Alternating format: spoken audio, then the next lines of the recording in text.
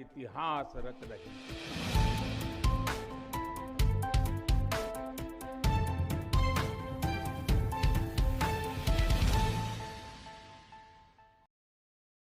हमारे साथ जुड़ चुके हैं बनारस के तेज तर्राक नेता और माफियाओं के नाम से जाने जाने वाले, लेकिन देखा जाए कि गरीबों और मसीहों के लिए काफ़ी ये काम करते हैं। आइए इनसे पूछा जाए कि ये क्या काम है और कैसे किया जाता है।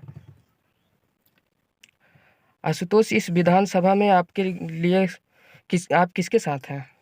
देखिए सर, विधानसभा में लड़के डिसाइड करेंगे और मैं, अगर वो मुझे सीनियर मानते हैं, अभी मैं मुरादाबाद में रहता हूँ, तो मैं बहुत ज़्यादा इस बात पे टिप्पणी नहीं करूँगा। हाँ, जिसके भी साथ रहेगा, जो गरीबों किसानों के साथ रहेगा, हम उसके साथ रहेंगे। आशुतोष, आपके लिए आज एक राहत की बात है। आज बरी हो गए हैं, इस पे क्या कहना सर, चाहिए? मैंने वो गलती ही नहीं की थी, मुझे याद है उस टाइम सीओ अर्जुन सिंह थे।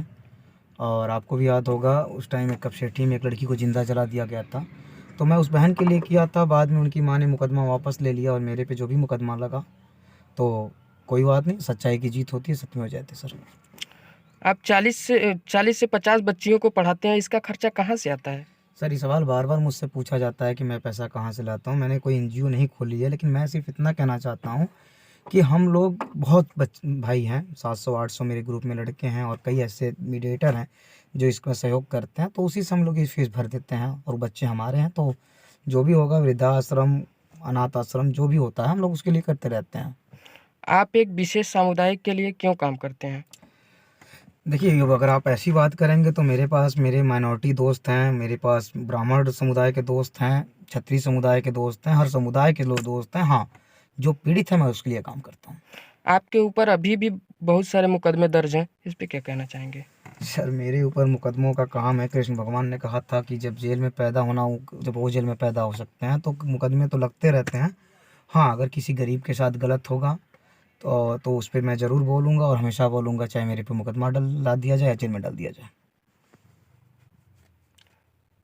लोग कहते हैं कि आपके ऊपर कई नेताओं का हाथ है, इसीलिए आपको कुछ नहीं होता है, हो पाता है। सर, ऐसी कोई बात नहीं है कि मेरे ऊपर नेताओं का हाथ है। आप पत्रकार बंधु हैं और मैं सबसे पहले आपको नए साल की हार्दिक शुभकामनाएं देता हूँ। सबसे बड़ी बात कि नेताओं का तो मेरे ऊपर कोई हाथ नहीं रहता। अगर मेरे ऊपर हाथ होता तो मैं क्रिकेट से, मेरा बैन नहीं होता। मैं रेलवे से क्रिकेट खेलता था और बैनेड नहीं होता। रह गई बात कि संबंध है, संबंध निभाते हैं। अगर कोई संबंध निभाता है तो उससे संबंध निभाते हैं बस। और लोग क्या कहते हैं, अगर मैं ही सोचूंगा तो फिर लोग क्या सोचेंगे। आप बसपा क्यों छोड़े? बसपा मैं बसपा से लगभग 2012 से जुड़ा था और मैं ही नहीं कह सकता, मैंने पार्टी के लिए बहुत कुछ किया। लेकिन एक मेरा भतीजा था, जब उसका एक्सीडेंट हुआ और कई लोग मिल के मेरे ऊपर मुकदमा लाद दिया और उस टाइम बसपा का कोई नेता मेरे साथ खड़ा नहीं मिला। और सबसे बड़ी बात कि मैं बहुत चाहता था कि बहन जी कॉलेज के चुनाव में इंटरफेयर करें, बसपा यूथ नेताओं को उभारें, लेकिन ऐसा नहीं हो पाया। तो फिर गूंगे बन के रहने से क्या फ़ायदा, इसलिए मैंने बसपा छोड़ दिया। आपने 500 कंबल बंटवाया है, उसके लिए धन्यवाद। क्या आप चुनाव लड़ना चाहते हैं?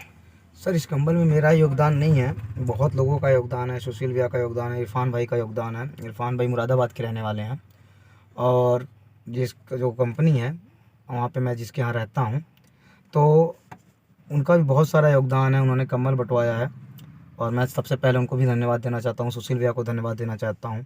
कई ऐसे नाम हैं जिनकी वजह से कंबल बटा है और अगर बटा है तो अच्छी बात है ना सर।